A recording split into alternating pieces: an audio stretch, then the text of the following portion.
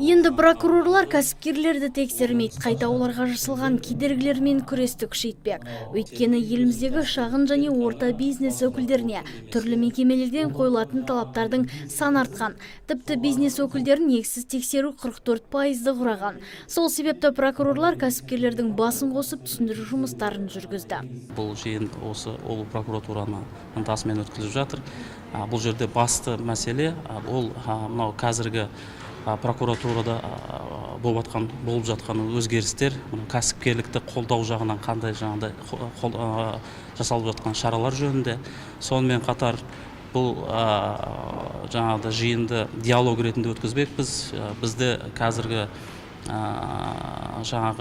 басты мақсатымыз ол кәсіпкерлерден өздерінен қандай әкімшілік барьерлер бар екенін бизнес жасауға және оларды жинап диалог кезінде бірге талқылап, соны шешу жолдарын бірге табу. Қолға алынған жоба аясында 2,5 мыңнан астам кәсіпкердің құқығы қорғалып, 200-ден астам кедергілер жойылған. Бұдан бөлек кәсіпкерлерді қолдау палатасының бастамасымен бизнес өкілдеріне түрлі жағдай жасалуда. Мәселен, мемлекеттік бағдарламаларды біріктіре отырып, шаруаларға түсінікті кесте дайындалуда. Яғни әрбір кәсіпкер мемлекет тарапынан көрсетілетін көмекпен жіті таныса алады.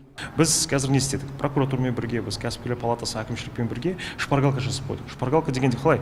Қарапайым тілмен табличном форме кәдімгі шпаргалка біздің қаражат беретін бағдарламалардың өздері 15 бағдарлама. 15 бағдарламаның ішінде подпункт былай қарасақ, кемінде 3 подпункттен тұрады. Оны барлығы біле бермейді. Сол себептен біз қарапайым түрде сондай бір мемлекет бағдарламалардың шпаргалкасын деп жасап қойдық. Оны енді әлеуметтік желілерде, кеше ғана бітірдік, мына сайттарда, одан кейін сіздерге жібереміз. Оны әрбір біздің кәсіпкер білу керек. Енді ол бойынша біз оқытуды бастаймыз. Оқыту біздің әрбір кәсіпкер игілік деген қандай бағдарлама деген кезде әрбір кәсіпкер оны білу керек. Бұдан бөлек мамандар шетелдік кәсіпкерлермен тәжірибе алмасу мақсатында қауымдастықты құрмақ. Бұған дейін өңірімізде туристік қауымдастық құрылған, десе де көп жұмыс жасалуы қажет ақ. Нұргүл Жолымбет, Аталғат Қырғызалиев, Абзал Турабеков, ТВК телеарнасы.